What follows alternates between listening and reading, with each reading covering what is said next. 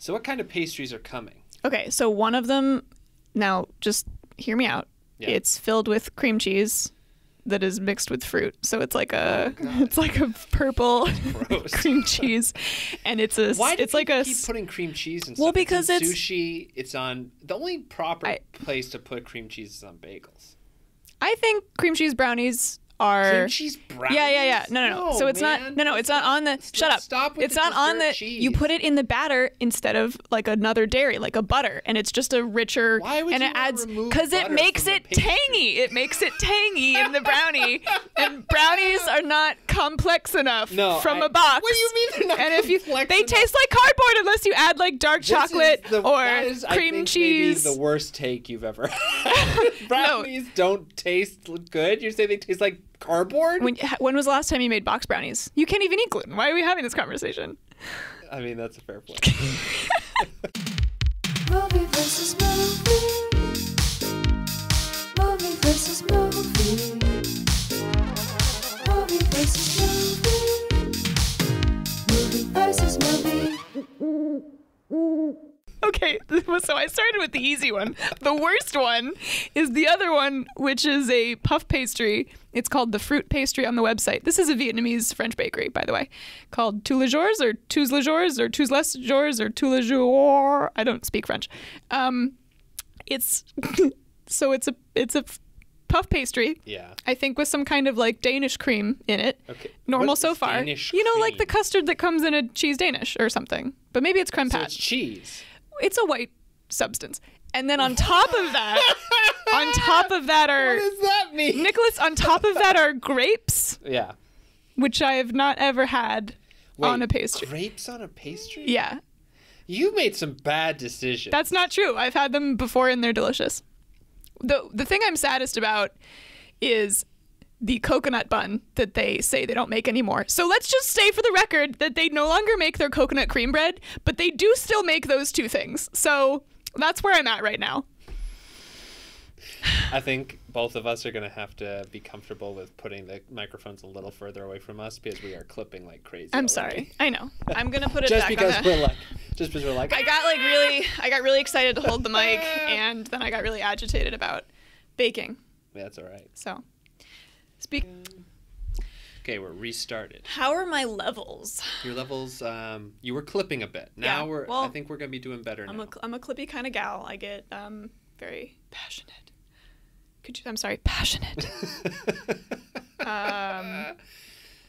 Here, why don't we start in now? No, now I'm just thinking about how I'm trying to talk lower because Why? Because sometimes I hear my voice in recordings and I think I'm like I just sound like much higher because your voice resonates in your own head and it's much deeper Yeah, to but you. this is also a thing psychologically. Women try to pitch themselves lower. That's true. Theranos lady, what was her name? Theranos lady. What was her name? Holmes. Yeah. I would say that wasn't so much pitching her voice lower as completely going off the fucking rails. She like really put it into like a pharyngeal place. Like, Yeah. She was kind of talking like this, like way back there. Yeah. I don't know what she was doing, but I mean, have you ever heard her talk normally? No. It's weird. She has like a normal voice. Oh, see, that's worse somehow. Well, I know the point is that she was making this character. Yeah, she was trying to be Stephanie Jobs. She's trying to be someone she wasn't, and... Well, I guess she was, because she did it, right? For a little bit, and then she went to jail. Well, so we'll see. She hasn't gone yet. This isn't like reinventing yourself for high school. You know, this is like trying to con people out of millions of dollars. I mean, I would argue that they're fairly similar. You know, because like for your future pyramid schemes, is that what you mean? Well, isn't high school just kind of like a pyramid scheme that essentially all of the folks that rule high school are just people who have convinced other people to buy into them? Sure. So it is just a pyramid. But it's not literally your livelihood. Social currency is important, but it's not like, well, oh, we gave all our money to this blood drop lady and now we can't afford a house. Yeah, that's true. Yeah, I guess you got me. Potato, you got it. Potato, you know. Well, why don't we introduce ourselves? Okay. Who are you? I am Rebecca. Wow, you're giving the full name. I love that. Look me Would up you like me to beep on your last Google. name? You want to be looked No, up? beat me out. Okay. I got excited. Sorry. And my brain keeps going off on tangents. It's too nice out today. It is to have beautiful outside. a consistent thought in my head, but I'm going to refocus. We're doing great. I am a person, and I like movies, I like comedy, I like art, I like to talk about these things. You are also a podcaster extraordinaire and writer for a fellow friendly podcast, The Slanted Hallway. Do you want to give people a little bit of what that is? Yeah, I mean, I definitely feel like the movies we're going to talk about today, like if you like that kind of stuff, you will like our podcast, The Slanted Hallway, because it's very much... Well, it attempts to be a satire. You know, we have to write one every week, so most of them are very good. And it's a horror comedy, and I just said horror in air quotes, which is great for an audio purely audio format. It's kind of spooky, kind of funny, kind of weird. It's like Twilight Zone meets Monty Python kind of shenanigans. Yeah, you told me about this podcast that you and your friends and I guess colleagues at this point are doing, and so I gave it a listen too. It's really great. It's very much Twilight Zone for nerds. Is sort of how I think about it. We get very specific sometimes. It's sort of Fallout in a way as well, where it's sort of the irreverent look backwards at 50s culture and the things people were concerned about at that time, and then make it Twilight Zone but stupid. I mean, it's simultaneously incredibly dumb, but I think we all enjoy using it as a way, like satire that can be used to like have important conversations that are still relevant today. Yeah. Go figure. So it's like I personally feel very fired up. Like the joke that we make probably the most often is like about the oppressed 50s housewife. Yes. We really drive that point home pretty hard, obviously because, it was not great. Yeah. And so we love making fun of that, and that's definitely the vibe. Yeah. I mean, there's a couple of episodes that I really enjoyed. One of them was, it was about this like business tycoon. Wait, Chase Ashby? Yes, Chase Ashby. If you need a starting point, I would do it's like the curse of Agnes Myerscough. Yes. Yeah. Very, very fun. That's one of my favorites. But it's great, and I thought that what a wonderful person to bring on, a satire writer to talk about satires in this month of comedy, April. Mm-hmm. Month of comedy, that's what it is, yeah. April Fool's Month. Yeah. And so we picked two of our favorites. Yes. I think you picked... Well, I told Nick to watch The Death of Stalin, and he told me to watch Sorry to Bother You. Yes. And I'd been meaning to watch Sorry to Bother You forever, and Nick had been meaning to watch The Death of Stalin forever. Yes. So it really worked out very well. And I have to say, both of these movies are just crazy rides. Yes, but in like very different ways. Maybe not though. I mean, we'll get into it. Yeah. But Sorry to Bother You is definitely more of a fantastical illusion. Yeah. Like it definitely Death of Stalin gets surreal, but it's more like in like people antics surreal, not like literally surreal, I would argue. Yeah, Death of Stalin is just again that sort of self-aware making fun of what actually was happening. Yeah. And so they do it in a silly way, but it is in some way kind of believable. Exactly. Yeah. Whereas Sorry to Bother You just takes all of the things that we know are happening and a lot of cliches and tropes, and then just actually makes them happen in a very literal sense, which makes it completely unrealistic, which I think is incredible. But why don't we start with Death of Stalin? Yeah. So Death of Stalin is a wonderful little movie. You know what my favorite thing about both of these movies is that they are pretty short. They're like compact, Well, they're not. They're both almost 2 hours long. Death of Stalin's an hour and 45 minutes. That's wonderful. Perfect. Okay. I hate 3 hour movies. I'm not saying it's... Yeah, no one likes 3 hour movies. I mean... Come on, what are we doing here, guys? Why is every movie like the Titanic now? Nobody wants it. No, Who wants a 3 hour Batman? It was that movie was two movies in one movie, but we're not here to talk about the Batman. So, so anyway, Death of Stalin starts out, and we see a concert hall where a great concerto is being played, and in a thing that I didn't I didn't think that I would relate to it as much as I did. I don't know why. I just immediately was like, yeah, I've been there. When the like radio director gets a call and from Stalin, who says like, I want the concerto that was broadcast tonight. I want a copy sent to me so I can listen to it. And they hadn't recorded it, and they were just panicking, and he just goes out and he's like, everyone sit your fucking asses down, and we're doing it again. And then like go out, and he's like, just go outside, grab people off the street, get fat ones so that we don't have to get as many to deaden the sound, and then we'll go in and do it. And it's just like the fear is palpable. I think it's such a great way to start the movie off too. But it's because it's zany fear. Yeah, and well, it's just like it's wild to think that a place was under somebody's thrall to this extent, that something as stupid as, oh, they didn't record the concerto could mean that everyone was going to be killed, is just insane. And is not, it's wild to me that sometimes these movies offer something to us to really gaze at, and we're like, wow, that is unbelievable. That is so unrealistic, but it's actually all stuff that's happened before. No, right, because like in your field of like relatability, you're like,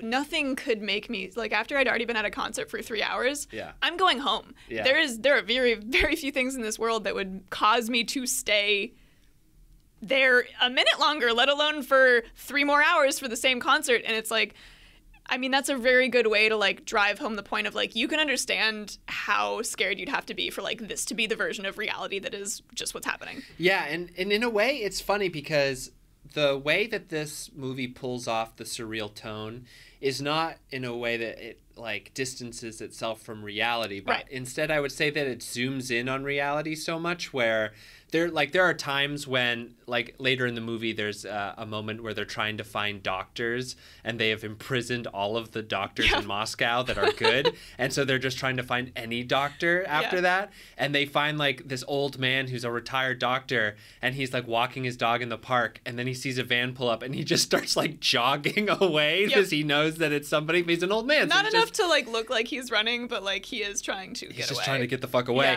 and then the van like opens, and they just run out and like grab him, and he's like, no, I didn't do anything wrong, and it's like absurdly funny because you just watch these people running after an old man who's kind of tottering away, but all that is watching the absurdity of real life. Well, and also at this point in the film, Stalin is dead. And so like theoretically you'd think like everyone could be like, oh nice, like things, but like of course that's not how it works. Everyone is still scared of a dead man because of like the reality that he built. And so we're jumping forward a little bit just for that kind of anecdote, but moving back, so there's the concerto, it starts again, and then we see Stalin and the council essentially of upper government officials, and they are the chairman of the party essentially, and they are all just kind of having a dinner party, and there's a moment where the Stalin's deputy like general chair of the committee asked like, oh, what happened to this guy? And they all just go quiet because Stalin had him fucking killed, and they were just like, why did you bring that up, you idiot? And it's just wild to me. They're all constantly, there's like a scene where Steve Buscemi, who plays Khrushchev, he's wildly good in this movie. Amazing. Steve Buscemi is just he's incredible. Such a good actor. I love him. It's so funny, and he's also doing incredible acting. So it's just like the perfect storm for me. Yeah, and he's not wild or weird. He's just very grounded and in his. Well, and that's what's so crazy good about this movie is that like you couldn't just.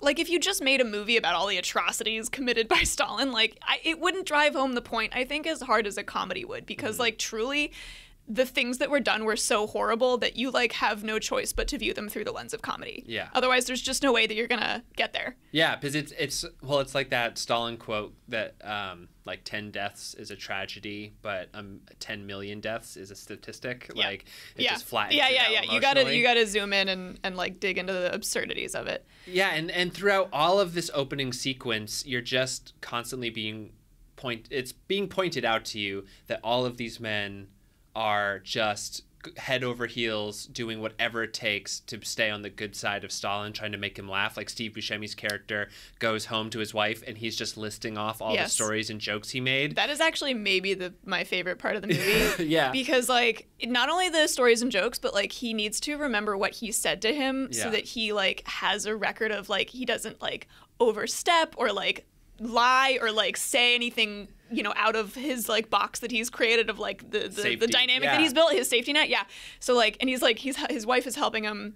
He's dictating it to his wife, who's writing it down, I think. Yeah, and she asks him like, what joke did you tell then? And he's like, I made a joke about the Navy, but he didn't laugh. And she goes, okay, no more jokes about the Navy. Yeah, exactly. Like he's like doing his own reconnaissance on his personal relationship with this person because like that is what you needed to do. Yeah.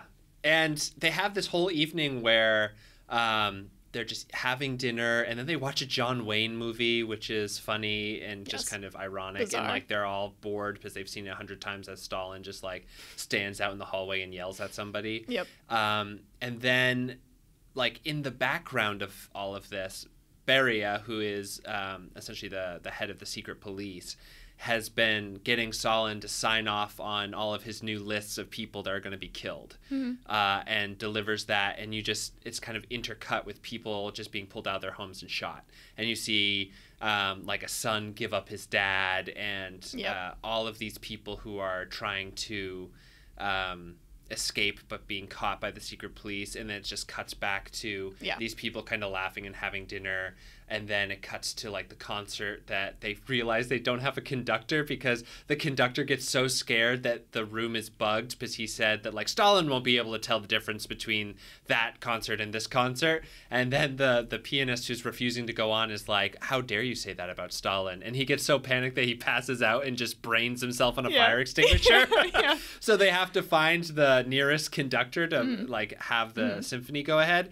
So there is this moment where like there are secret police raids on all this artist housing, and then the conductor has his door being knocked, and he's like, I love you, I love you, I love you to his wife, and he says, say whatever you need to say to survive. I'll like, it's okay, just do it. And he opens the door and they're like, hey, so sorry, the Radio Moscow needs you to come because you are the best and nearest conductor to come do this thing.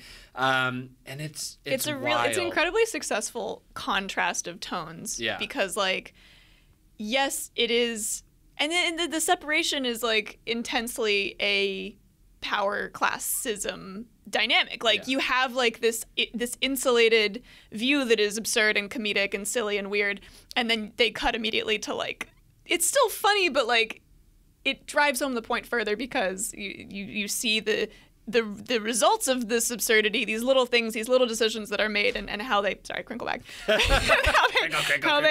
It's my pastries. It's how they impact real people.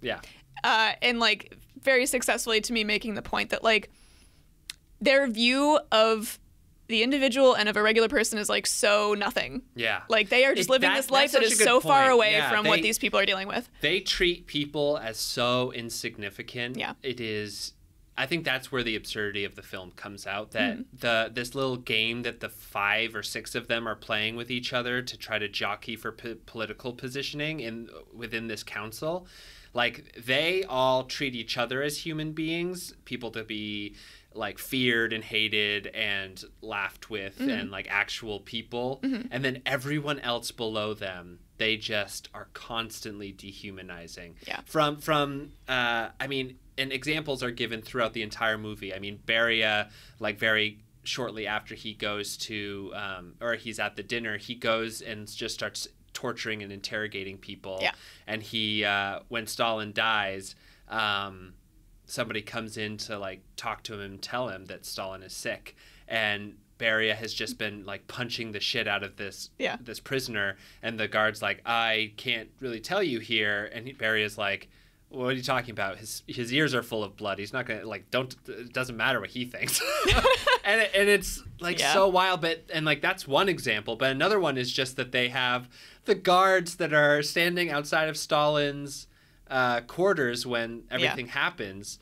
They just have them continue to stand at attention for like 12 hours without letting them leave. No, and they don't. It's this crazy building of tension with, like, they don't tell anyone he's dead for a while, and then they have to try and get none of the doctors, not only have they imprisoned all the doctors, but no one wants to be the one to pronounce Stalin dead. That is such a good scene. We'll get there later, but that is one of the funniest where we can talk about it right now. So we have to go in order. So let's go back. The concerto ends for the second time. The pianist is bribed to go back out, even though she was trying to protest the performance because Stalin has killed all of her friends and family. And the director for the radio station runs out with the vinyl that has just been pressed and is giving it to the guard who are going to take it directly to Stalin. And she slips a note in that says how she hates him and how he has trampled upon the country and just spells out all of this stuff. Mm-hmm. And so when Stalin gets it, he opens up the letter and he just starts laughing. And he's laughing and laughing as he reads it. And then he has a stroke and he dies and just pisses himself and falls to the floor and is struggling. And the guards hear him fall to the floor, but they're like, do you think we should check on him? And then he's like, shut the fuck up. And don't get us killed. We're supposed to just stand in front of this door. Which is phenomenal because, of course, something like this would choke itself eventually, literally, collapse under its own weight of atrocity. Yeah. That's amazing that they point that out. Yeah, and it's also sad, too, because even the council members are not immune to this because as they are all leaving the house for the night, Beria and Khrushchev are talking, and Molotov is walking away, and they're just like, bye.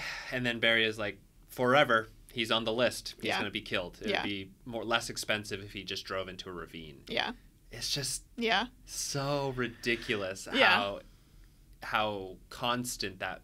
Mm-hmm. You must have been scared all the time. People must have been just being killed every day. Truly.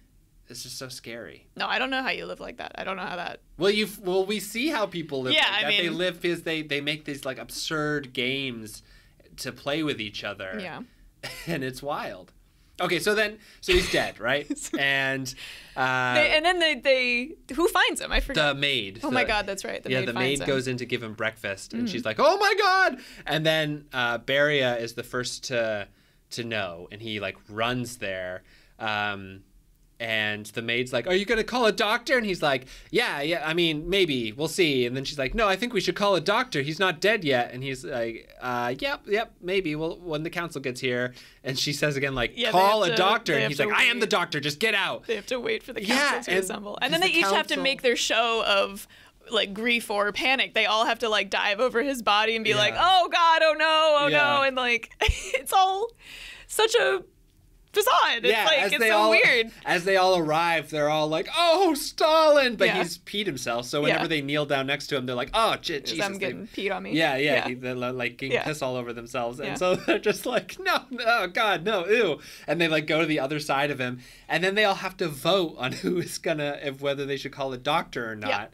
Yeah. Because they're like, should we call a doctor? And then that is when it is revealed that they have imprisoned or killed every single prominent doctor in Moscow for a poisoning plot that may or may not have just been trumped up to improve their political standings, which is so funny. Just the constant them being faced with past horrors that they've inflicted on the population and having to be like, oh yeah, I did that. Whoops. Okay, we'll try something else. Yeah.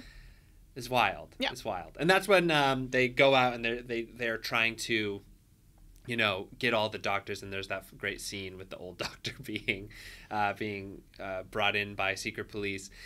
But while that's happening, they all immediately start trying to jockey for a political position. Yeah, immediately a power vacuum. It's an immediate race to see who can align themselves best with the remaining resources of this incredibly broken status quo that exists. And... Yeah, because all of them are starting to talk to each other about are you gonna we should ally, right? And then some of them are like, Stalin hated factionalism. Yeah.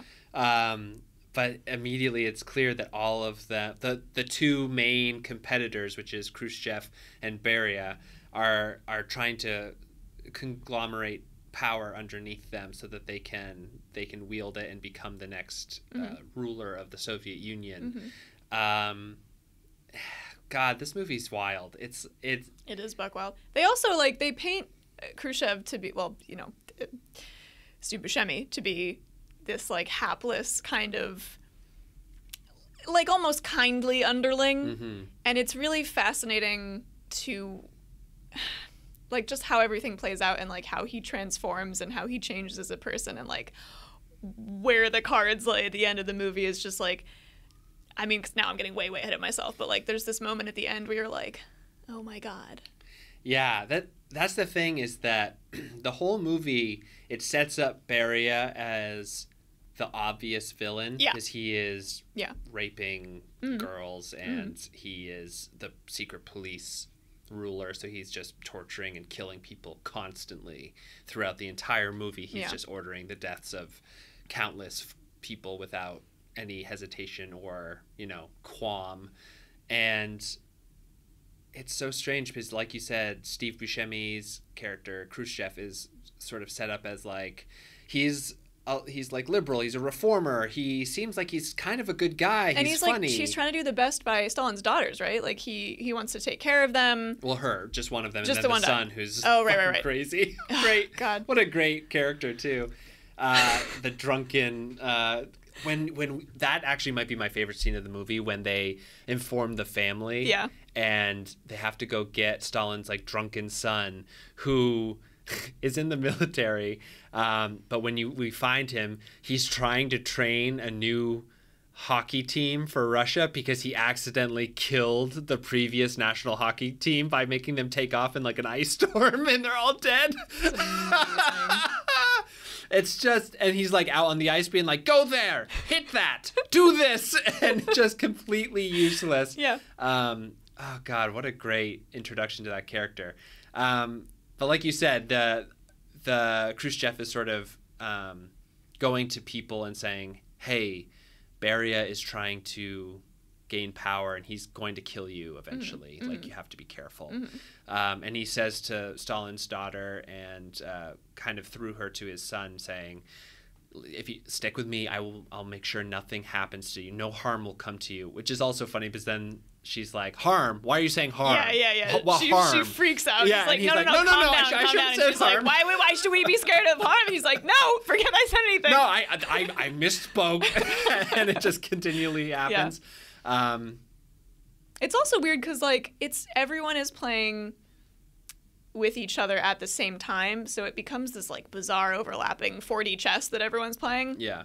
And it's just so well done because you have to pretend that you're still aligned with Stalin even though he's dead, and trying to align yourself with the new power that's emerging, and at the same time, and everyone else is just making a mirage. Yeah, because it's interesting when Stalin wakes up for a brief moment, and is pointing at a painting, and they're all he is saying that the milk jug that she is holding is his gifts to the Soviet Union, and someone else is no, it is socialism, and the goat is the people that it is feeding, and stuff like that. And then someone's maybe he just wants a glass of milk, and they're no, not milk, water. Just they're, like you said, the constant need to show fealty actually gets in the way of them being functional in any way. But Beria has a really I have complicated feelings about him as a character, because there are moments when he thinks Stalin's dead for the first time in The Doctor, which is the scene where all of the doctors, 8 of them, are there, and they are talking around the fact that Stalin's going to die. And the doctor's so it is a group decision that we came to as a group unanimously that we think that Stalin had a brain hemorrhage and is going to die. And then Beria walks up to him and whispers to him and says, do people recover from this? And he goes, well, Stalin, he's don't, I don't want any of that. Just tell me if he's going to recover. And he says, no, Yeah. they don't recover. Yeah. And he immediately goes out and he goes, switch the lists with our lists, get rid of the army, close off Moscow. Yeah. Immediately starts doing the power play. Yeah. And then Stalin wakes up and you see him just like slapping the stone pillar because he knows that he's going to be killed if Stalin comes back and knows what he did. Yep. And then he dies like moments later. It's so, there's so many little moments that are just so, because like, I mean, truly it's a movie about how power corrupts and like the folly of man and like how dumb and weird people are like in this like power grab. Yeah. In this trying to gather what they can before, get good while the getting's good. Yeah, no, totally. Yeah. And there's actually a line in the movie that made me laugh so hard, and it is, I think, the perfect way to describe the movie. They're all in a car at one point, and they're plotting to kill one of the people on the council. We'll talk about it a little bit later. But one of the people in the car goes, "Oh, I've had nightmares that make more sense than this." Yeah. Which is just such a vibe. Which, no, I mean, truly, because, like, the ante has been upped. Like, you thought it was bad when Stalin was alive, like, but now immediately after he dies, like, it's going to be chaos. And it gets and it's exactly that. Yeah. Don't they take his brain out, too? They do take his brain out at one point. And the son comes in and is like, the West is trying to steal my father's brain! Yeah. And starts trying to, like, steal military officials' guns, but he's just a drunk idiot, so he can't do it. But they all can't, like, touch him either. Right. So he's, like, grabbing for an officer's gun, and nobody is moving as the officer just, like, tugs it away from him. And it's, like... very, very funny. Yeah. But I also think that quote really sums up the feeling of it is terrifying, but it is absolutely absurd. It is basically the thesis of the movie. But that's really hard to do right. I mean, because this is really dark stuff that we're talking about, and I've seen a lot of dark comedy that isn't funny. Yeah. Like, it's very hard to find what's funny about tragedy. Yeah. And... I mean, I just respect it hugely when you can get to that point where, like, the worst thing that's ever happened can be absurd and make you laugh. And even if you're, like, simultaneously thinking, like, wow, that's terrible, like, you're laughing. Yep. And Jeffrey Tambor Yeah. plays Malenkov. Yeah. So Jeffrey Tambor plays Malenkov, who's the deputy to Stalin, who is ostensibly the next in line to be Stalin, the general secretary of the Soviet Union. But he's such a brainless idiot. Yes. That he is just used throughout this entire movie and is just passes from hand to hand of the smarter, more devious members. Well, that's because if you're a yes man, you're going to go high up in the ranks, but then you can't actually do anything. Yeah. Usually. Yeah, and he... one of my favorite running bits in the movie as well is that they keep trying to recreate the famous photograph with Stalin and the little girl. Oh my God, that's right. Yeah, and then he's like, it will show great for his continuity. memorial service, right? Yeah, it'll be great continuity for me to have the same little girl. So go find her. And then it's been like 15 years. Yeah, it's been 15 years. So later they bring in like 5 little girls, and he's like, oh, which one is it? And they're like, oh, we couldn't find her. It's been 15 years. It was a random person. Yeah, it was just a random person. And he's like, I want her. Bring her in now. Yeah. And then they eventually... And he doesn't even realize that she would be older. Yeah, because when they bring her in and she's like a full woman who's like tall, he's like, oh, she's like an ostrich. And so then he's like, bring me someone. They're not to come above here, and like points to his hip. Yeah. And then finally they do bring in a little girl to play the part, and they go out to the balcony to like recreate the photo, and she's too short, and so she like the balcony is too big, and she can't like you just see like her pigtails and not her face. And it's just the pageantry of them doing this funeral, this memorial service. It's like another perfect allegory for like hapless. Yeah, how hapless, but also like that's what's happening visually. Like that's what's the obvious truth, but then literally behind the scenes, while all this pageantry is happening, is like still this fight for power and all these backstabbing little tricksy, you know, who's aligned with who and to what end and who will come out on top. Yeah. So before we get to the funeral, another thing that's really important that happens is that Beria goes and takes Molotov off the list, who's a committee member, to basically buy his support, and also takes his wife, who is supposed to have been killed, like Polina, and brings her back to Molotov, and reunites them, therefore like gaining Molotov's support on the committee.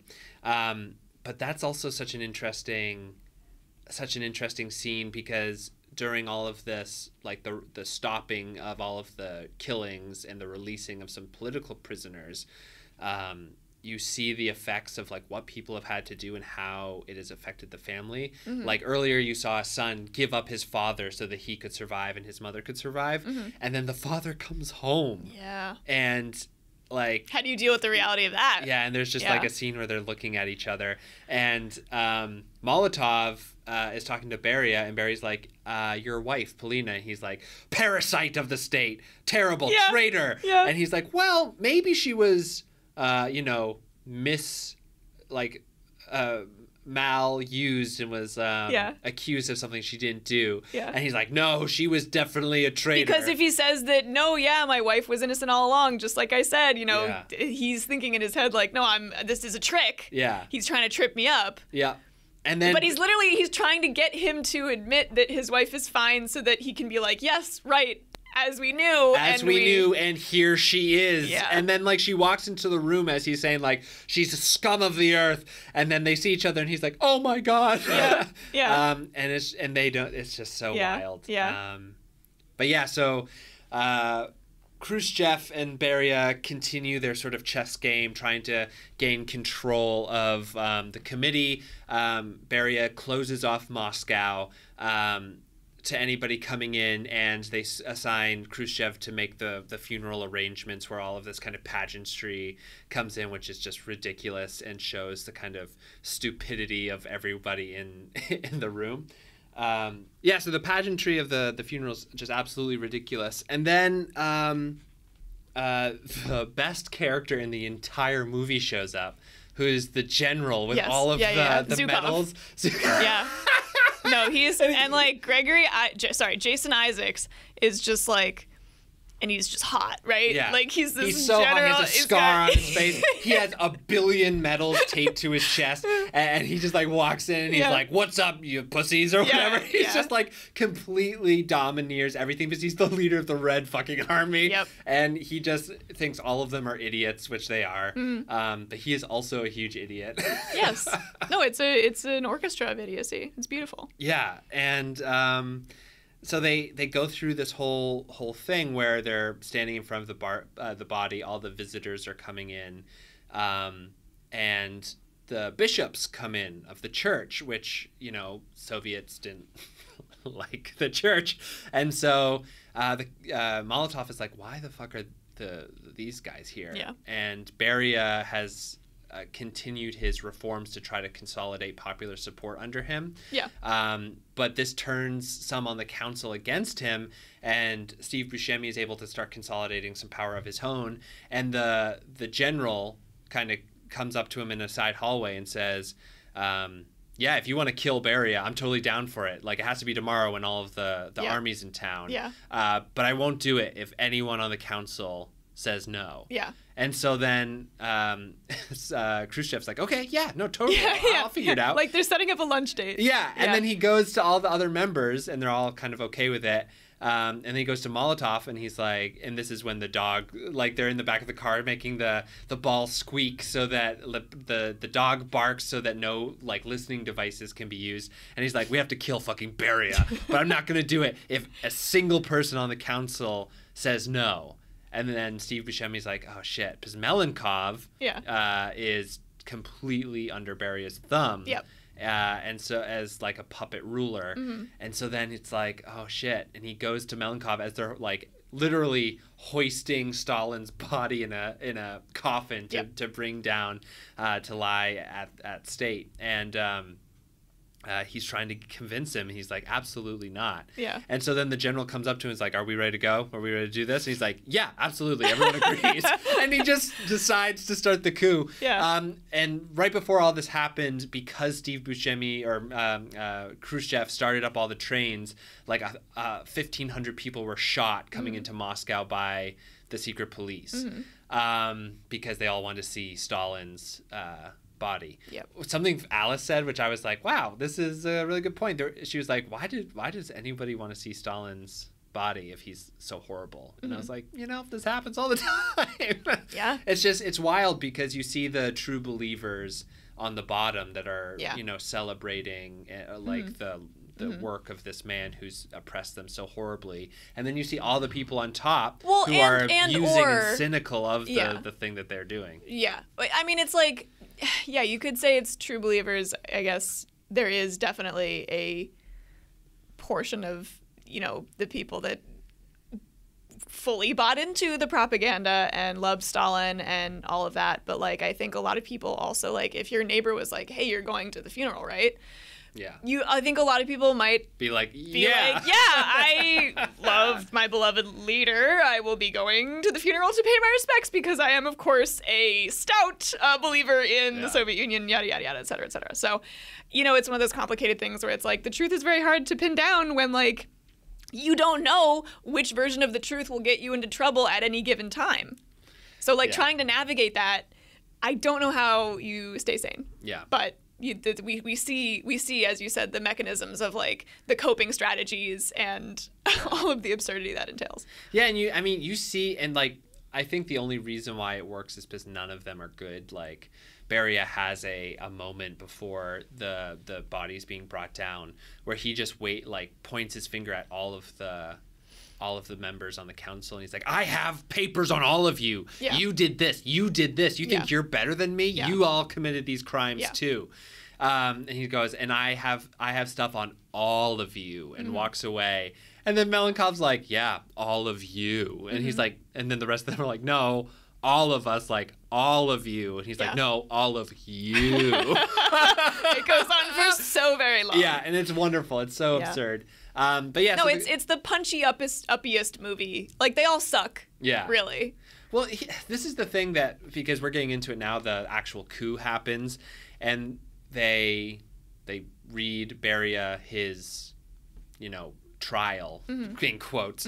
They like Khrushchev pushes the button, the Red Army comes in, the general just punches Beria like twice in the face, and he's just like bleeding and he's hurt, and they tie him up and they start like walking him down the street and pull him into like a barn, and they're like, Melenkov, read him his verdict. Yeah. And he's like, I think that we should give him a trial. And they're like, this is a trial. Yeah. And he's like, no, we should just demote him. And and then Khrushchev just grabs it and says, Beria, you're, and he just kind of rattles it off in such a dark way. Yeah. And Beria. And this is where you see the transformation happen. Yeah, where you see Khrushchev's not. He's just as bad as all the others. Yeah.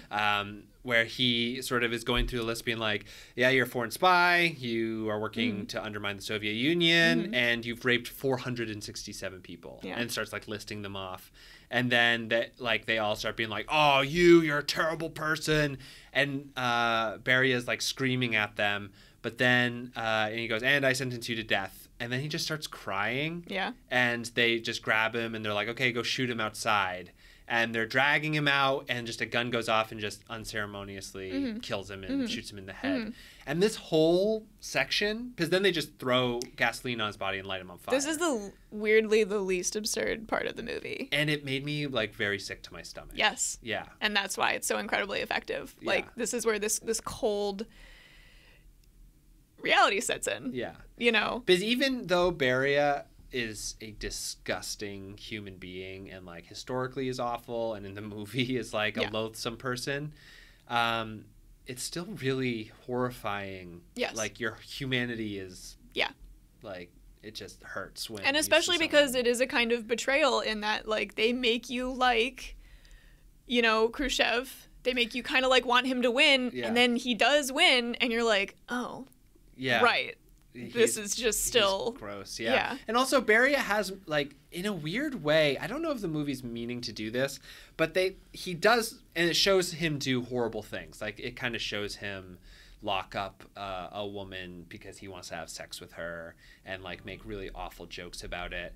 But he also, like, lets those people go as well, where all the others just kill everyone, and he has killed all these people, and to the point where people will be relieved of their post and they're like, oh, go get some food in the kitchen, and then you see them run away as people chase them with guns to kill them. Yeah. And it's like people are being killed all the time, but you do see that, like, Beria has these moments of humanity, like when he brings Polina out of jail, and, like, he does, and it's all for his own game. Yeah. All very bad person. Again, I'm not defending him, but it just makes you feel so gross. No, and it's weird that the movie definitely splits hairs about, like, evilness. Yeah.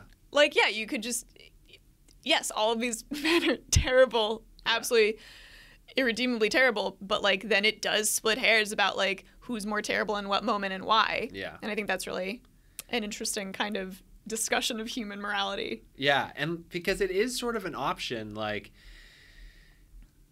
there is a point where all of them, Khrushchev has enough power on the council to just demote him to, like, a fisheries secretary. Yeah.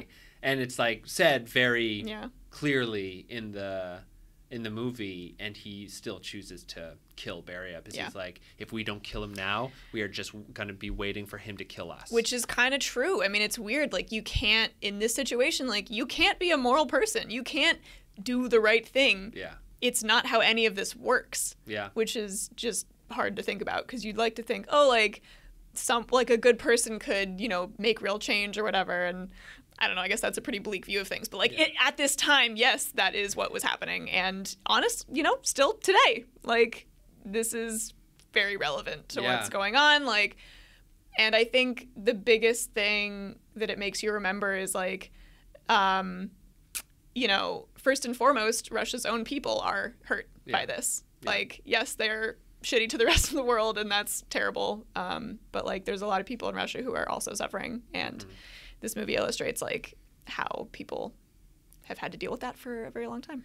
Yeah, there's an interesting moment where Beria is talking to Stalin's daughter, and he's like, listen, just stick with me, give me your support, and I'll take care of you. I promise. Wait, do you mean Beria or Khrushchev?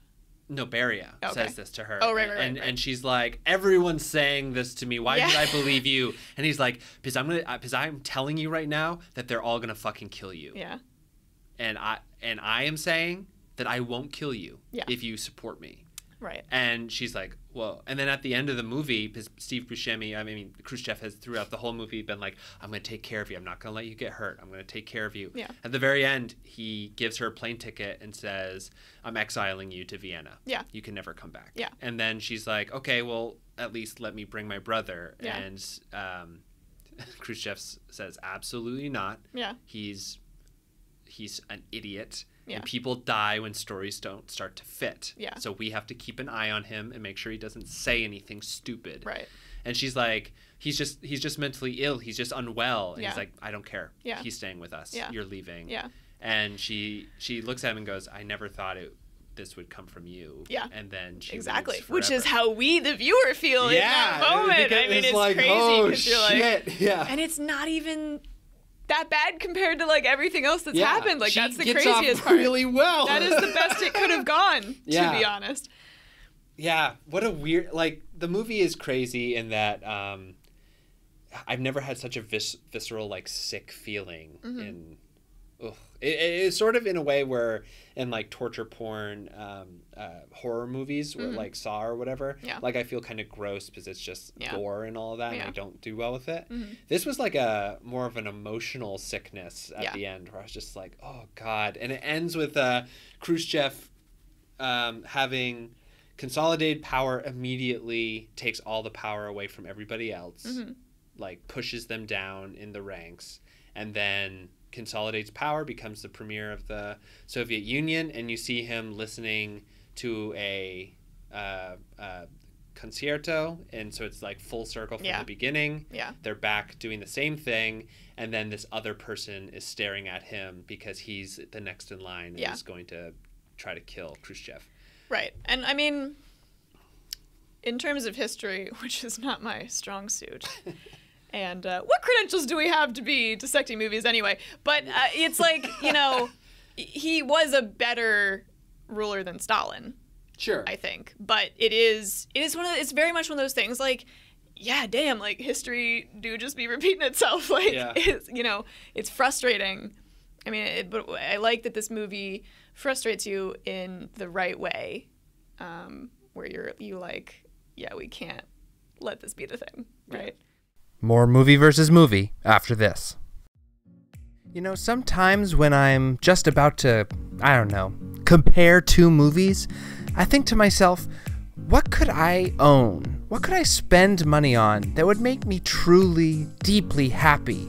That would fill the hole in the pit of my stomach? And I have the thing. Hats. Hats are everywhere these days. And beanies are really an any time of year type of hat. And instead of buying your fashion from a corporation, why not shop small? Daily Dose of Yarn on Etsy has beanies for any season and any fandom. Plus, she even knits custom hats. This is a one-woman operation, and she is our first sponsor for Movie vs. Movie. So go check out Daily Dose of Yarn, all one word, on Instagram or Etsy today.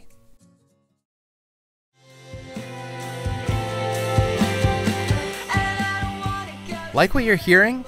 This song is from Champagne Pool's first album, How I Act When You're Around, now out on Spotify. You actually already know Champagne Pool, as she is the one who supplied us with our amazing theme song. So go check out How I Act When You're Around on Spotify today.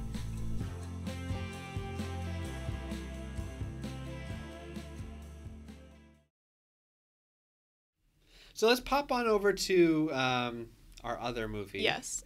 That's an excellent segue because to me, and like, listen, I saw this 2 days ago. I don't know that I've had enough time to digest it yet. Some movies, I really need a lot of time to like let it sit with me. But to me, it was not frustrating in a productive, interesting way. It felt very antagonistic towards the viewer.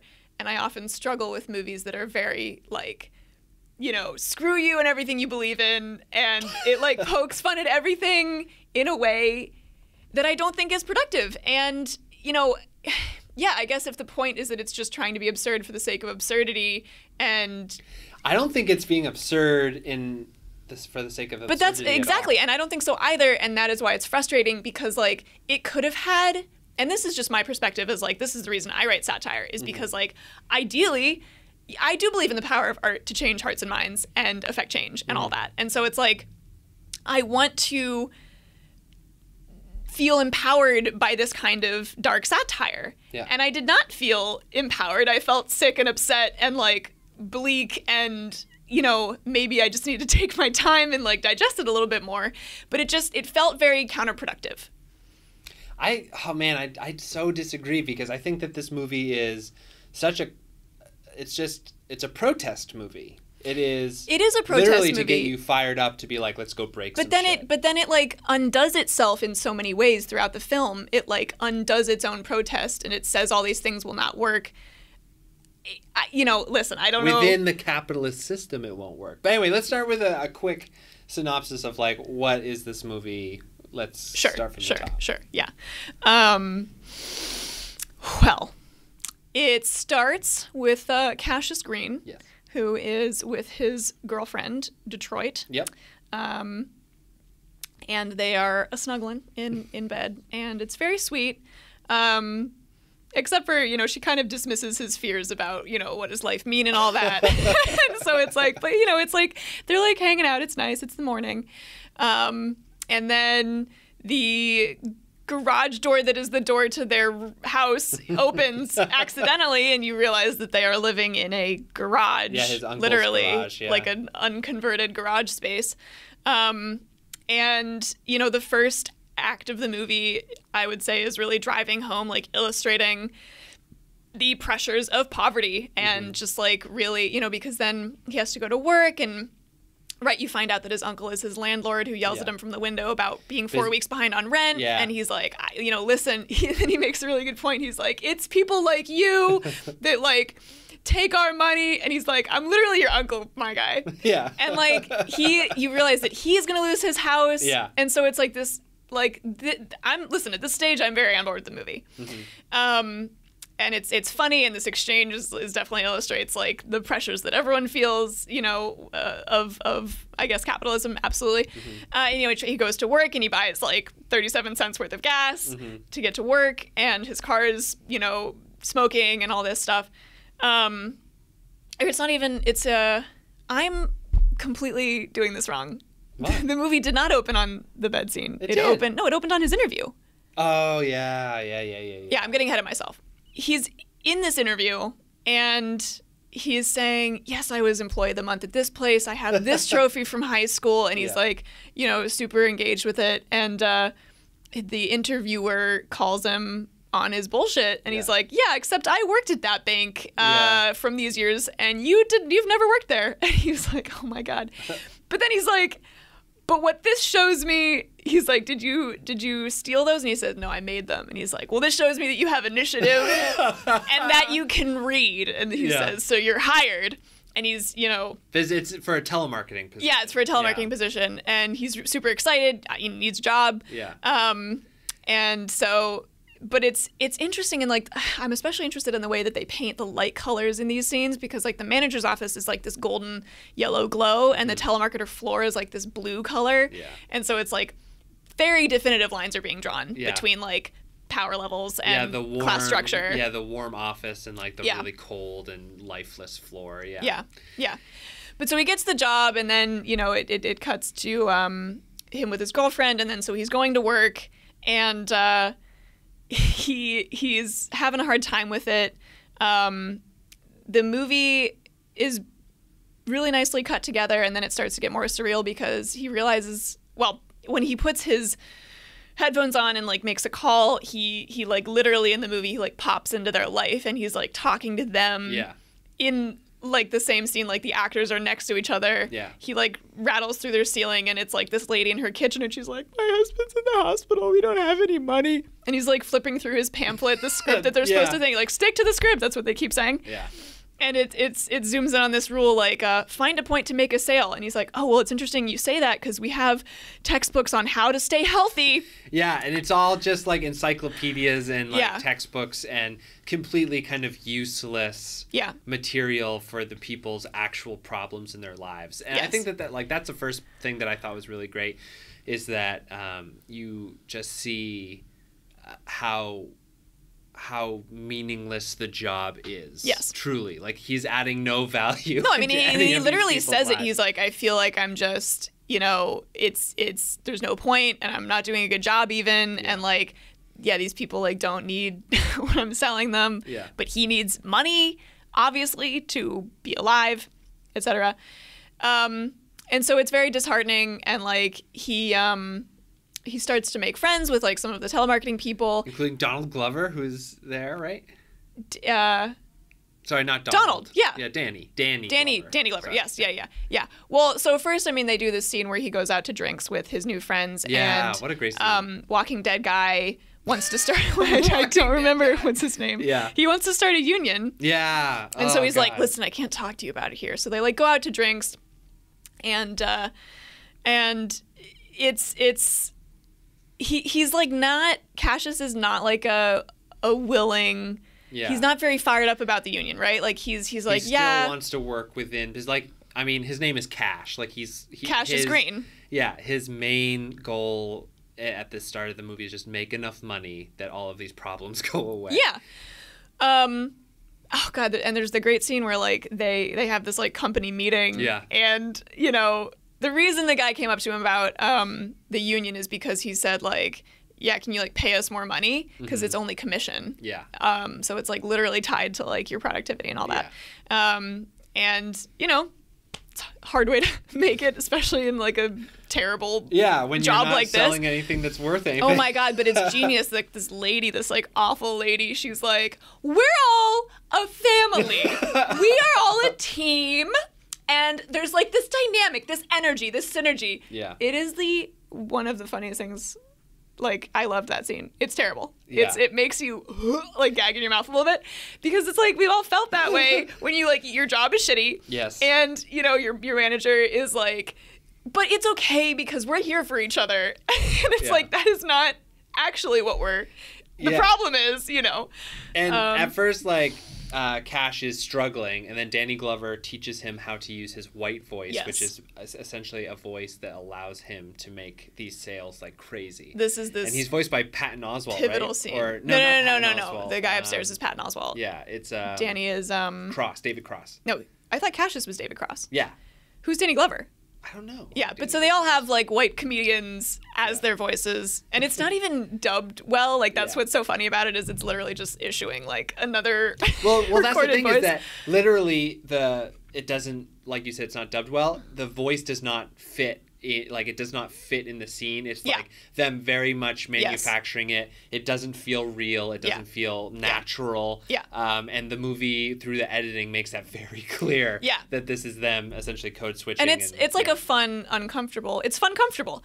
And I just invented that word. You can feel free. Fun, comfortable. Feel free to coin fun, comfortable. And like, again, I am like very on board with this movie up until a certain point. It's just that to me, it just made so many different points, and I got like really lost in the sauce, and I like wanted it to like have a more cohesive through line, because I thought it was going to be about like selling your identity for financial gain and like sacrificing who you are and what that means for financial gain. I think that is it, and it's about so many end. Like you're correct, but like it involved like so many different things, and like I don't know. And I also had a problem with Detroit, in my view, not being a very good female character, just because literally she becomes like a sexual moral compass. Like whoever is right in the moment, that's who she has sex with. And it's like, yeah, I get like a real person would be drawn to people who they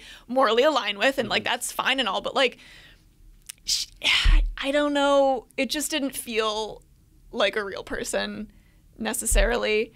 But I mean, we could go into that more, but like there's so many tangents like that. Like there's so many different things, and the movie is very self-indulgent because at times it just goes off on a little like weird moment, and you're like, yeah, I guess that's fun, but like it doesn't serve a purpose for me. Do you have an example of one of those? Because Yeah, I felt yeah. like all of it was... So I have lots of examples, actually. Yeah. So like the picture of, I guess presumably his father standing next to the car, how it's different every time that he looks at it. The weird compliment fight that he and his friend have when they're, you know, so eventually they have this union gathering and they're going to do well, I guess this is slightly later on, like the union friends are gathering again and Cassius has been promoted, and so he's like, no, I'm still with you guys, but like I don't have to be there. I'll support you from the sidelines. Yeah. Very important scene. And his friend is like trying to call him a sellout and be like, what are you doing? You're not with us. Yeah. And they start having this compliment battle. He's like, I hope you have a great day. I hope you have a great week. I hope you have a fabulous month. I hope you have a phenomenal year. And then he's like, what are you wearing? You smell amazing. You smell amazing. It's just deodorant. Oh, you smell amazing. And it's like, it's really funny.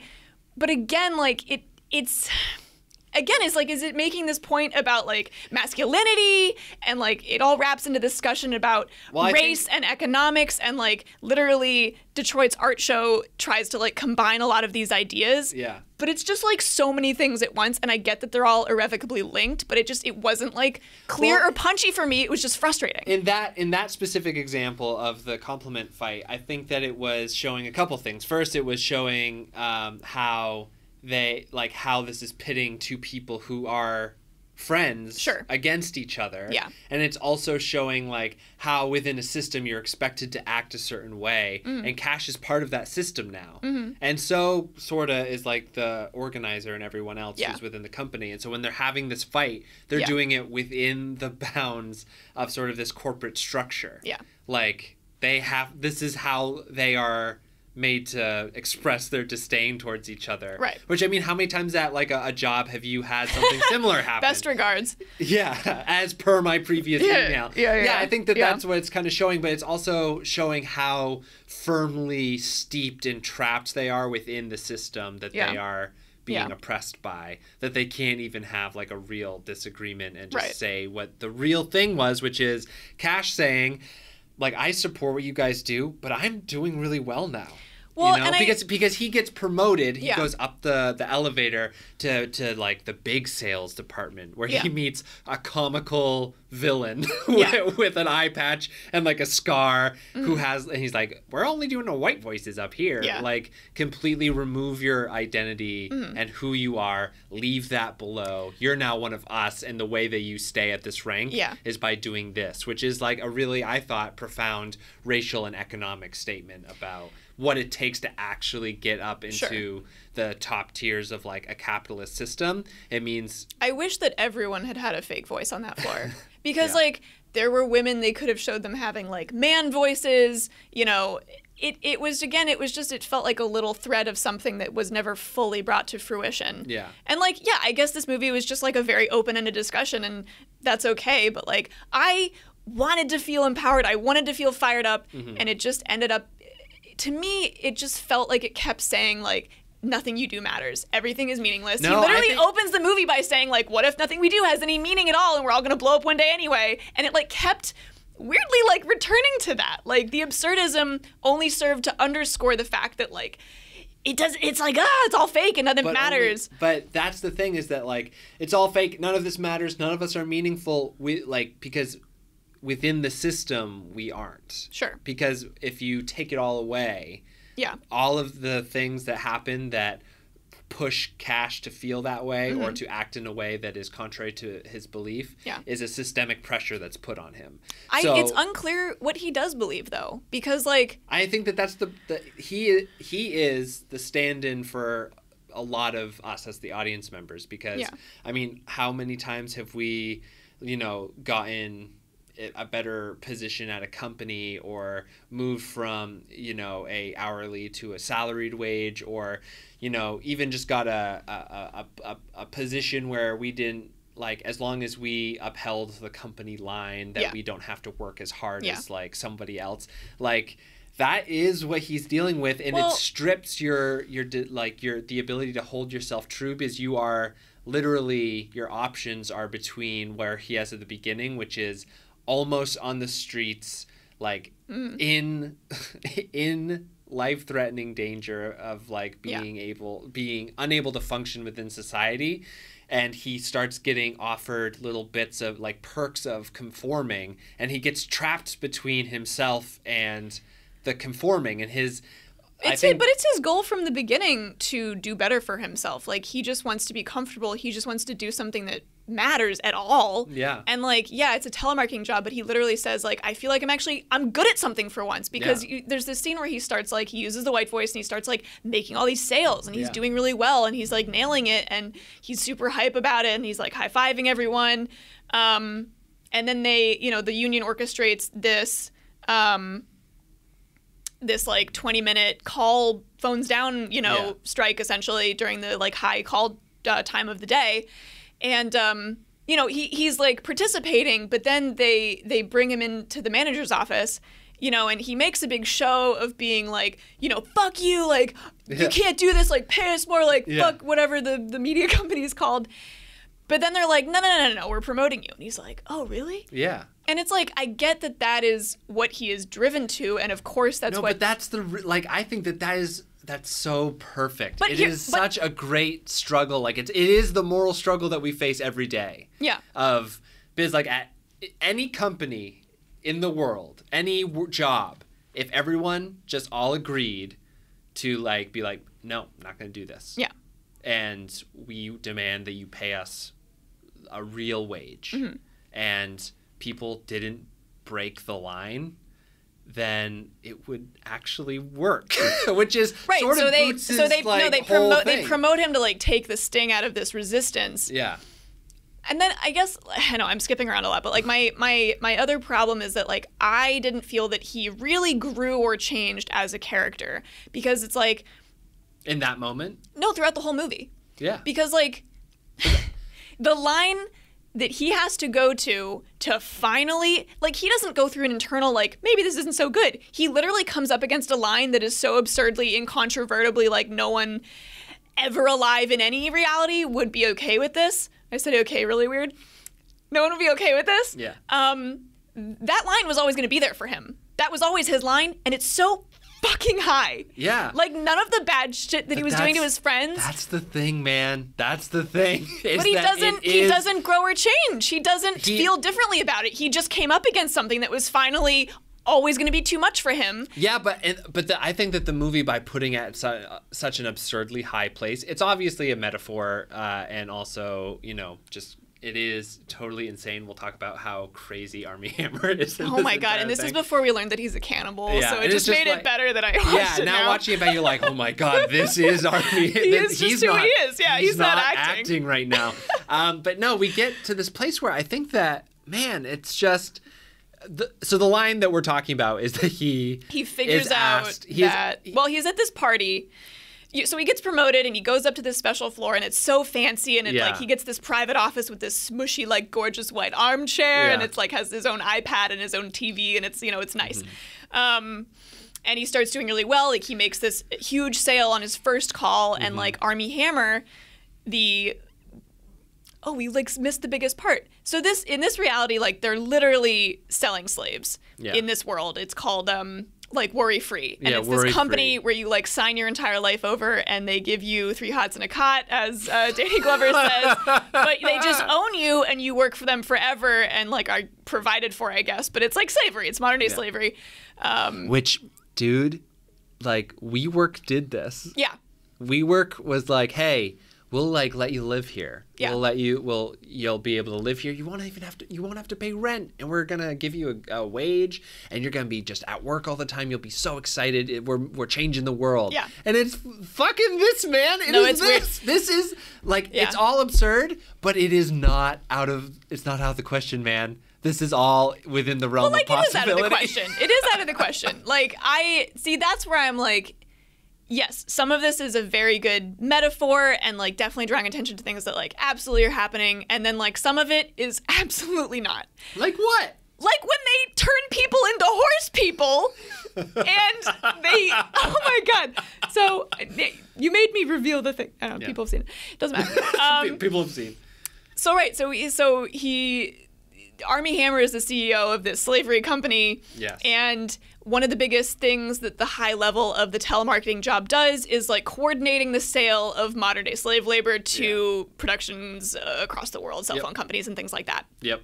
So he makes this big sale to this cell phone weird tycoon, and Armie Hammer like wants to congratulate him personally and invites him to his weird, super uncomfortable party at his mansion. Can I just say there is a scene in this movie I cannot watch. The rap scene? It's the rap scene. So I can't. I like want to swallow my whole body. Like I just want to. I want my mouth to invert. They want you to feel that way. This is again like. I just kept going in and out of it because I kept being like, that's cool what they did, because again, like he's like too black for the first half of the movie. And he has to sell his identity and like be a pretend white person to like do well and succeed and do well for himself. And then he goes to this party and he's not black enough, and they like want him to be this stereotypical black person. Armie Hammer's like, I bet you're good at rap. I want to see you rap. And he's like, no, I'm really not. Like, I'm not good at rap. And he's like, no, you're lying. You're like, you're good at rap. And then he starts going rap, rap, rap, and like everyone starts like chanting. And they make him rap, and he's not good at it, like he said. And then he starts just saying the N-word repeatedly in time with the music, and they're all loving it, and it's like so beautifully disgusting and horrible, and like it's that horrifying. That to me was like really good racial commentary. It is a really good racial commentary. But this movie is just a tornado, and like maybe that's why, again, as I said, maybe I just need more time to digest it, but it truly is a tornado of like so many commentaries, and some of them are genius, and some of them I'm like, and like, for instance, I'm getting hoarse because I've been too animated for an hour. But like, so he goes to this party, and it's terrible the whole time. Yeah. And then there's like an orgy later. Yeah. He's not involved. He's sitting alone because he's upset because Yeah. it's a terrible party. Yeah. And his boss from the special fancy telemarketing floor comes up to him and he's like, and this is the first time in the movie he uses his real voice. Yeah. He's like, you know, the guy, I can't remember anyone's name ever. Yeah. What's his name? His Which CEO one? name? Lift? Hammer. Steve Lift, right? Something like that. Yeah, something weird like that. And God, there's so many good Easter eggs in this movie of like signs in windows and like Yeah, it's Steve newspaper Lift. titles. Yeah, Steve Lift. And like he first of all, like Steve Lift, there's a picture of him on a magazine through the whole movie, like riding a horse with a riding crop. But then at the party, he carries the riding crop with him everywhere, and it's like so uncomfortable. And so his boss tells him that Armie Hammer wants to meet him in this secret private meeting in like the bowels of his mansion. Mm-hmm. And he goes down there and he's like passing all these different shades of green doors, and they're all different like tones of green doors. And the meeting is behind the burgundy door at the end of the hallway. So he goes in there. Armie Hammer offers him some cocaine in a spiral on a plate with a picture of a horse on it that says like, "Oh boy," or "Baby Joe," or something like weird and nonsensical. Yeah, and then he starts telling him about this like amazing opportunity he has. He's like, "We need people like you at Worry Free who are gonna like bring us to the next level," all this stuff. And then he's like, yeah, we can talk about this, but like I really have to go to the bathroom. And he's like, no, watch the video. And he's like, I really have to go to the bathroom. And so Armie Hammer's like, sure, fine. It's on the it's down the hallway to your left, through the jade door. Yeah. And the joke is that all the doors are different shades of green and they're not labeled. And so, like, why would you know which door is the right door? And so, of course, Cassius he goes through the door into this weird, like, you know, dimly lit horror movie kind of bathroom shower room. And he like rounds the corner and there's a bathroom stall and there's like a figure in there and he's like, oh, sorry. He's like, are you going to be done soon? And you hear this voice like, please help me. I'm in pain, dude. And he's like, oh. Yeah. And he's like, come on, man. And he's like, okay. And he like goes up to the door. And this like horrible horseman creature falls out hanging dong and like, you know, everywhere. And You're he's just like saying words. You're like, just dong everywhere. He's just like, it's so upsetting. And he's like chained up and he's like writhing on the ground, like chained up in this like dim horror bathroom. And then like out of everywhere, like other shower stalls, more horsemen are coming out. And he's like, what the fuck? What the fuck? And he like pees himself and he leaves. And he comes outside and Armie's there with a gun. Yeah, and he's like, whoa, man, if you just watched the movie, seen the video, just like I said, it's a really good movie. And he like tries to calm him down. He's like, you wouldn't even be like, surprised. Just come with me. And he has a gun. And he sits him down and he's like, listen, if you'd seen the video, you wouldn't even be scared. Yeah. And it's like oh my God, the fucking video. The video is like a clay animation edutainment video of how they're first turning. They're like cave people and this clay cave woman is the narrator in this terrible video and she's like naked and has cave woman breasts and it's like so weird. And she's explaining, like, evolution has always provided us with the tools and the necessary to do. Yeah. And it walks you through them being like, laborers are not strong enough to, like, do all the work that we wish they could. So we're going to turn them stronger by turning them into horse people. And he's like, okay. Yeah. And then the video is like, the first step is we give them the transmutation powder. And then they show in the video the like workers snorting up what looks like cocaine, and then he turns into a horse. And so then Cassius is like, are you fucking are you turning me into a horse? Like and Armie's like, no, of course not. Of course I wouldn't. Cocaine. That's just cocaine. He's like, I don't feel high. And he's like, that's just your adrenaline. You're just like adrenaline up. And then you know, he goes home from this. He's like, just think about it. So then he says, though, he's like, the deal is that I will pay you $100 million to turn into a horse person, become their Martin Luther King but fake of horse people world, to quell their false revolution so that I can maintain power over them. Yeah. And then in 5 years, I'll turn you back normal. Yeah. And like, he's like, I gotta go home and think about this. And he's like panicked. He's like, goes to his doctor and pulls down his pants. He's like, is it normal? Is my penis normal? Because like, you know, it's like, because Army Hammer's like, right, like good selling point, like horse dick. And Army Hammer is truly like it's so disgusting. He's so insane. He's so and effectively disgusting. Yeah. And now it's like you'd be like, oh, that's like an amazing character, except it's just Army Hammer. Like, so he goes home and he like. And, like, he and his girlfriend have had problems because, like, she, you know, he's, like, upgrading his life. But she's like, I really can't be with you if you're going to, like, sacrifice your friends for all these, I guess, like, perks. The status and perks. And then, like, she has an affair with the leader of the, I mean, it's not really fair. I guess they're broken up. But what's so funny is that, like, she at her art show uses a fake voice as well.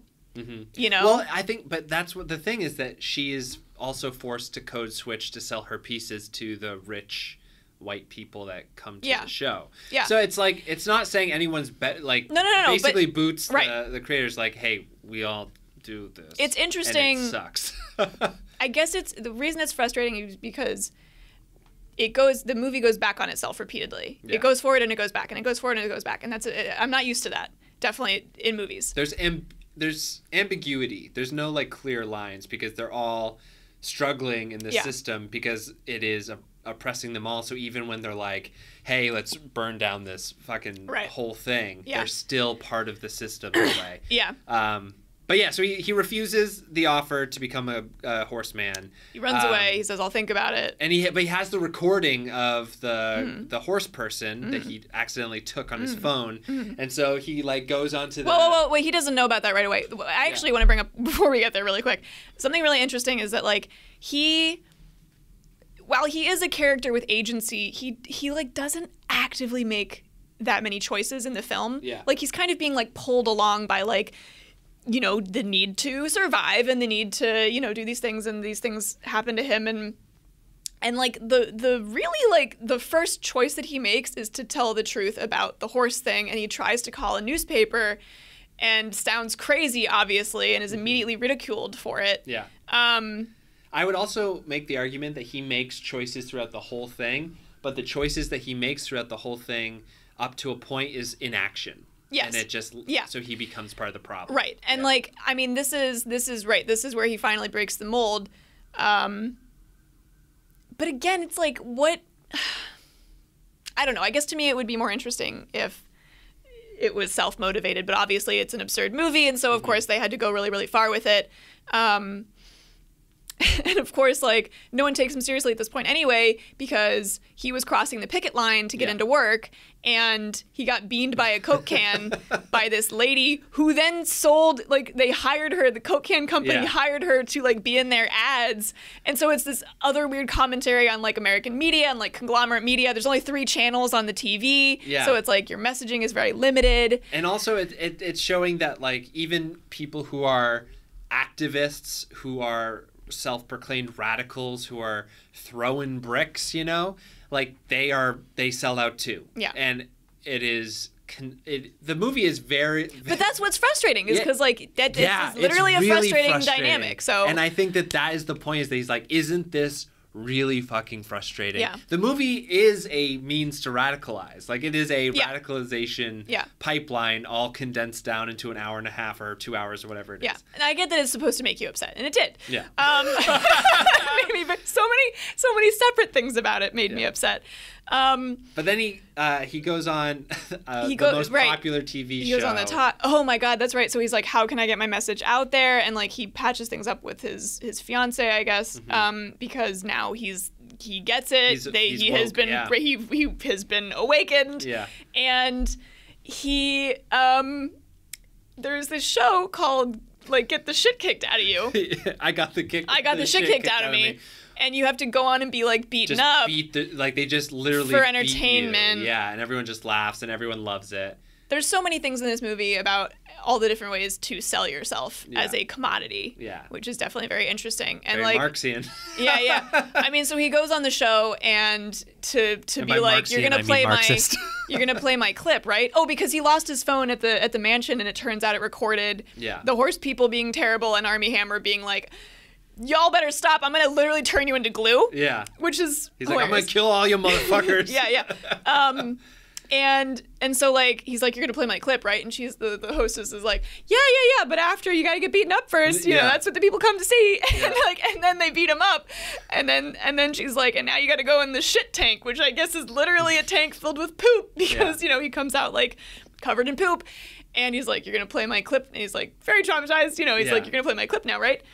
And they play it, and it transitions. It's like to him being on all these talk shows, like getting people to hear about the terrible, insane things that are happening with the genetic mutations. And like literally what happens is that people love it. People love it. He's lauded, the Armie Hammer is lauded as a genius for like advancing the science of the human genome or whatever, and his stock like shoots up. It's like, it's very much, it's so funny that we're having the Amazon, it's not funny, but it's like the Amazon unionization drives right now, because literally people have been told now that they are under such strict watch that they are told that they can't like run across the floor, and they have to be at certain places at certain times. They can't pee within certain times. They can't. They're so regimented, and if they don't hit their marks, they're like docked pay or they're fired, and they're just being treated like animals and like raw, you know, machinery. And then you get this, which is the same fucking thing, and it happens the same way because this was revealed to everyone was like, oh, that sucks, but Amazon's stock goes up through the roof, right, because they're so efficient. And now that the labor strikes are happening, it's like going down again, and people are, so it's like all so absurd, but it's like it is happening right now. And just like, you know, a non-horse person way. So yeah, the stock like goes crazy. Cash and the unionizer, his name's Squeeze. That's right. Remember now. Squeeze, But they kind of reconcile, and they're like, we gotta fucking stop this. Because he realizes that like no one's gonna do anything about it. So he realizes that he needs to do something about it. I guess that is maybe the transformation, that he finally takes action instead of being passive. I guess that's the difference. And because the problem to their resistance this whole time has been that the picket line isn't doing anything. They still get in and they still do their work. And so he's like, we just need them to not break the picket line. And so he organizes this whole like guerrilla art thing where they get some of Detroit's like human statues made out of cement from her show, and they like line them up in the back, and they dress them up like protesters and kind of obscure them with themselves so that like because like the riot police are literally breaking the picket line by like breaking people's noses and like brutalizing them and stuff. And so, but this time they can't get through the wall of cement people, and you're like, yeah, finally.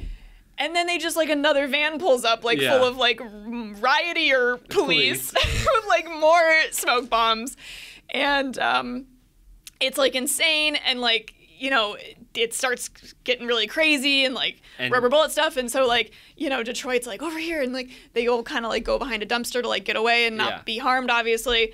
And Cassius is like, I guess like abducted by one of the riot police. I don't know. They knock him out and they stick him in a van, and he's like watching through the little mail slit in the van, like the little rectangular hole, like all of the people being like beaten down and run over by the riot police.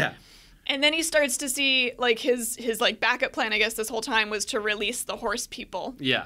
And so you see the horse people charge onto the scene, and they're like fucking up the riot police like with their hoof hands, and it's like, what is that, you know? And then like the horse people get him out of there, and then he talks really slowly to them like they're stupid, and he's like, the horse guy's like, you can just talk to me normal. I'm normal, man. Which is again is like, so I mean, it's obviously this is, you know, United Labor becoming actively, you know, taking agency back and not being afraid to use violence, which is the director's viewpoint. Like, is that the only way to overthrow the system is through like a, you know, destruction of the system. And then, but then it shows that like Cash is still, even though he is realizing this, he he can't help but to treat these people as though they're stupid or like he has to try to communicate in a special way because that he's like still under the sway of all of that stuff. And that I love it when they're like, hey man, like don't talk to me like that.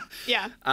And then so then he like the sort of kind of riot continues and he moves back into the garage of his uncle. And he fucking becomes a horse person. Yeah, I mean, so, right, it's like everything's happy. They kind of won the day. You know, he's back with his fiance. And then, you know, they go back to his garage house. Like, he gives up his fancy apartment that he got. And, like, but he still has all his nice stuff from the fancy apartment in his garage. So I guess it's kind of like, you know, he's, like, better off than he was. And he has, like, stable transportation. Like, and so it's an interesting thing of, like, you need to do well enough for yourself that you can go on. Right? So that you can fight the good fight. We all deserve these basic human comforts and all that. But it's tough because it's like, you know, the movie's like the money is the root of all evil, but we still need it. So it's like, that's very much like, you're right. That is inherent in the frustrating back and forth that the movie does. And then I think that... And then he turns into a fucking horse person. He's, like, in the garage, and you see his, like, nose start to be... He pops up from the ground, and he's like, woo! You know, and he has a different nose. And then the horse people... Army's in his, you know, mansion, and he gets his villa, and he gets a call on his, like, gate video phone, and it's all the horse people at the gate, and they're like, we're coming for you! And then they, like, bust through his front door, and they're gonna, like, murder him. Supposedly. And, well, because I think that what the point of that pre-ending scene and then the post-ending scene is, like, because there's no way to turn them back. Is right, because he lied about he lied. Reverse transmutation serum. He called it something fake, and they were like, that's not real. And he's like, yes, I promise it is.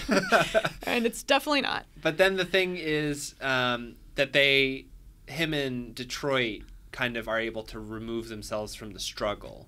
And they go back and they're like, we're a little bit better off than we were before. But they didn't see it through all the way to the end, which is why he says, I got to be involved in this union now, this brand new shiny telemarketers union that we established. Like, he does make a point of being like, I see now what we have to do.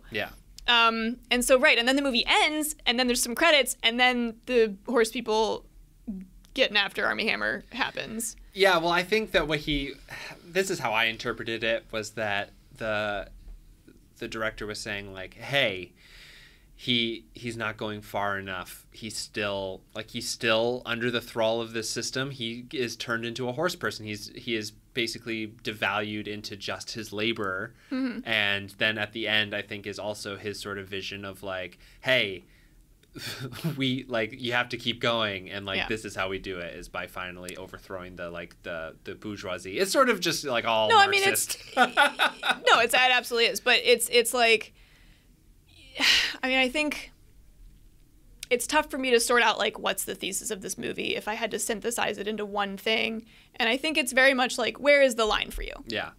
It's asking the viewer a question, where is the line for you, instead of telling the viewer what the thesis is. Which, again, I think is why I feel so, like, I don't know, because it's like, again, this movie draws such, like, fantastical parallels with our own modern day struggles. And so it's like, you know, it's tough. And it's also interesting. I think that one of the brilliant things about this movie is that it constantly is asking, like, would you be comfortable with this? So many different things, and not even just about, like, race or capitalism or any of that. Like, so, like, little things. Like Detroit's earrings kept being, like, very in your face about different controversial things like sex and, like, the death penalty and, like, women's rights. But, like, you know, and then it's like, because there's that weird scene where she's like not invited to the smoking circle, so it's like gender dynamics, and there's just like so much going on simultaneously. And I think, again, like, it's a cool movie, and I like talking about it, and it was very different and very interesting. But it's like, you know, from a very like film perspective, it's like, was it effective as a film? I don't know if I've decided yet. Because it was a lot of stuff. Is it effective as like a piece of activism art? Absolutely. It's very, like, splashy and weird and makes you challenge your preconceived notions and ask you questions, and I think that's really cool. I think that... So, these two, side by side, which one do you like if you had to recommend one over the other, which one would you recommend, and then why, and then we'll close out, I guess. Yeah. We should, because soon I won't be audible at all. Can you hear the vocal fry? Yeah. So, again, a tough question, because I like art that challenges me, and Sorry to Bother You was very much that. Yeah. I think the Death of Stalin was so elegant. Yeah. Like, it was so clean and pure in its vision of, like, look at yourselves, you human animals, and the atrocities that have been committed and continue to be committed, and it was just, like, eloquent. Yeah.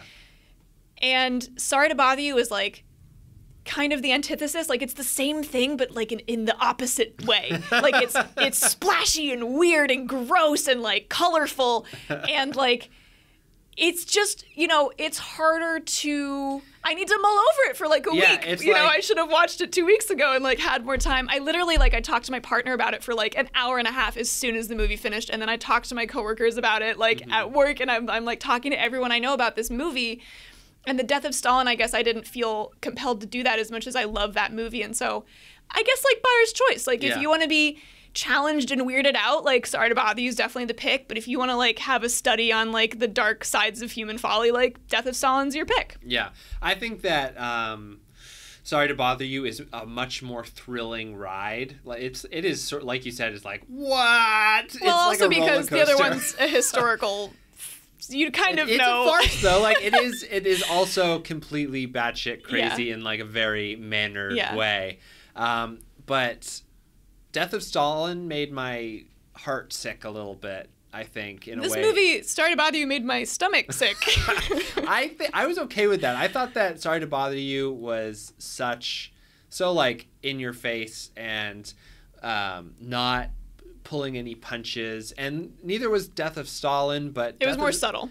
Death of Stalin, I felt as though it, like, at the end it was like, and it continues on and on and on. Yeah. And this one, I think, offers a vision of, like, it doesn't have to go on and on and on. You know what I mean? Yeah. Like, I think that is the difference. And I also just really love the amount of color and the visuals and the amount of, like, filmmaking, like, stuff that they did in it's a beautiful film. It's beautiful. Visually beautiful. And, like you said, there's a whole claymation part, and there's just, like, weird shit all the way through. And it's just awesome. I love that movie. I also really like Death of Stalin. If you want a good ha-ha, it is a funny, good movie. I will say, like, if you're looking for dark comedy, emphasis on the comedy, I actually laughed at the Death of Stalin. The only times I laughed at Sorry to Bother You were when I was uncomfortable. So it's like, it's a different kind of comedy. Yeah. It's a very cerebral, challenging comedy. Yeah. You know. Whereas I would say, I think that Sorry to Bother You is challenging, while Death of Stalin is cerebral. Yes. Yeah. Yeah. Well, thank you so much for coming on. Thank you for having me. This is great. And one more time, what was your podcast that you want to plug? It is The Slanted Hallway, and it's available everywhere you get your podcasts. Amazing. And we put out episodes every Wednesday. Cool. All right. Well, thank you so much for coming on, Reeves. Yeah. Okay. Bye. Woo! Movie versus movie. Movie versus movie. Movie versus movie. Movie versus movie.